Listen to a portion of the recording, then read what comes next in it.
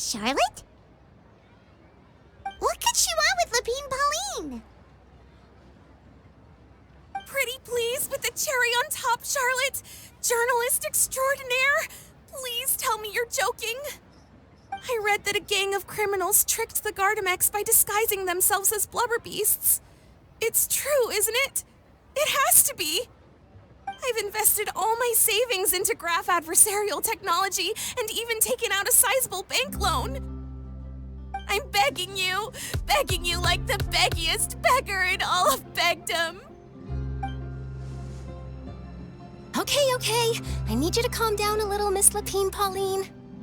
I admire your passion for your research, and I don't mean to dash your hopes for those, big-ticket orders.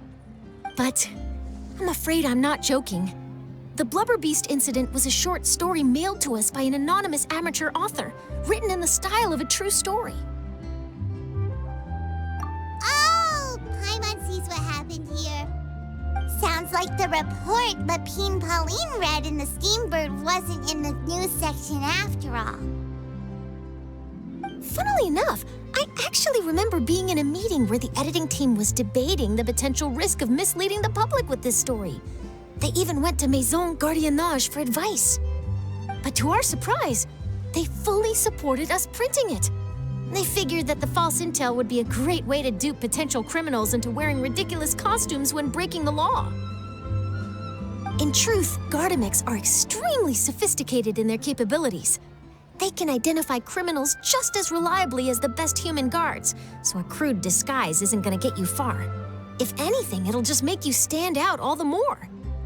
Since we ran that story, the Maison Gardiennage has made a slew of arrests, including, one phantom blubber beast, a titanic red-crowned finch, and a specter man. So I knew this story had helped out law enforcement, but this is the first time I'm learning of an innocent citizen being deceived by it, and investing so much mora for nothing.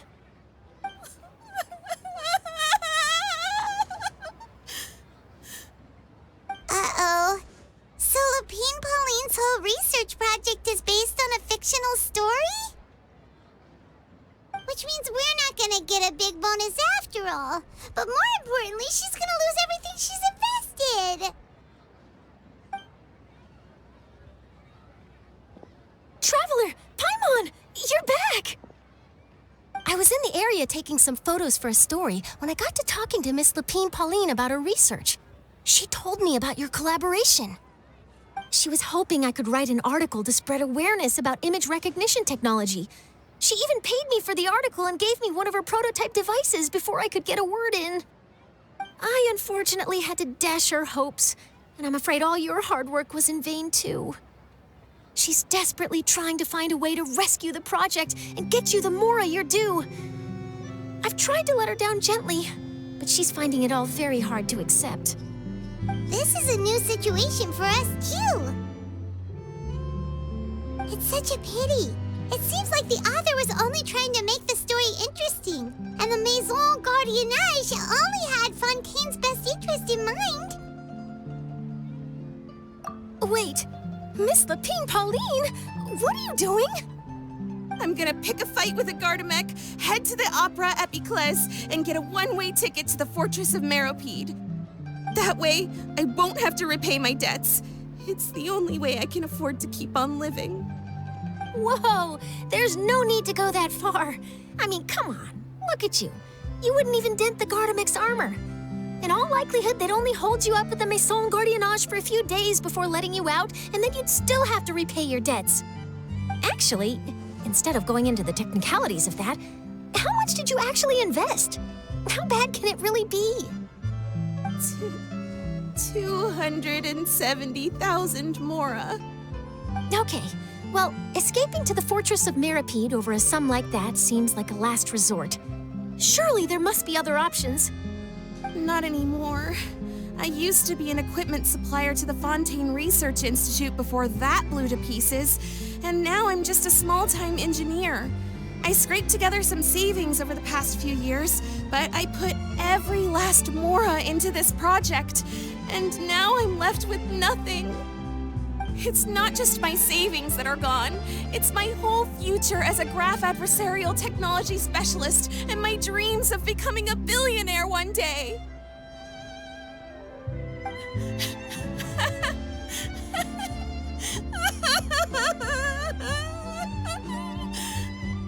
My life is over. Don't despair, Miss Lapine Pauline. I think I know a way for you to turn this around. This prototype you've given me, the camera lens for image recognition sample collection. It's really quite something. You said you designed it specifically for high-fidelity image capture and analysis, yes? The rapid focal length adjustment is a very useful function in its own right. It's sure to make many journalists' jobs much easier. In fact, I'd say it has the potential to revolutionize Fontaine's news media. So your research efforts thus far are by no means in vain. The technology you've developed may have many applications that you've never even considered. Really? Absolutely. I've been working as a journalist for the Steambird for a long time now. No one understands the issues we journalists face on a day-to-day basis better than me. So keep calm, take heart, and start thinking about mass production. In the meantime, I'll show your invention to all my colleagues to drum up interest in your product. I can't believe it! If this is true, then I can look into setting up a whole camera lens development pipeline. My big-ticket orders and billionaire aspirations are still in the cards. Oh, maybe I should consider taking out another loan. That way, I can rapidly improve the lens production process, be the first to market, and prepare to battle for dominance in the camera industry. Come on, stop daydreaming about your pipelines for a minute. Just take it one step at a time and see how it goes. There's no sense in putting all your eggs in one basket before things are even off the ground. And I can probably speak to some people I know and license my image recognition device to a workshop to raise some funds. I can't believe I didn't think of this sooner. There's no time to lose. I need to get to work. Early bird gets the worm. Can you believe her? She just ran off. Paimon's pretty sure our advice went in one ear and out the other. It's understandable. When inspiration and passion strike at the same time, it's all too easy to throw yourself headfirst into your work and forget about everyone around you. A lot of journalists are the same way when they're first starting out. But don't you worry. I'm gonna write an article on all this, and I'll be checking in on her regularly. Her research has the potential to benefit the entire journalistic community. I'll give her plenty of input to stop her from going down any rabbit holes and make sure mass production of her lens can begin as soon as possible. It's reassuring to know that you'll be looking out for her, Charlotte. Actually, you know what? Why don't you two take this prototype lens? I'm sure you'll have plenty of chances to use it on your travels. It takes the right person to get the most out of a new technology. In your hands, it's sure to capture some amazing sights. Thanks a lot, Charlotte. No bonus, no biggie. This makes everything worth it. You're welcome. I got something out of this too. The beginnings of a very interesting news story. The boundaries between real news reports and news-like fiction must not be blurred, even when there's a compelling justification for doing so. Yes, that's how I'll phrase it to the editors when I give them my feedback. Let's hope we don't mislead any more well-meaning citizens in the future.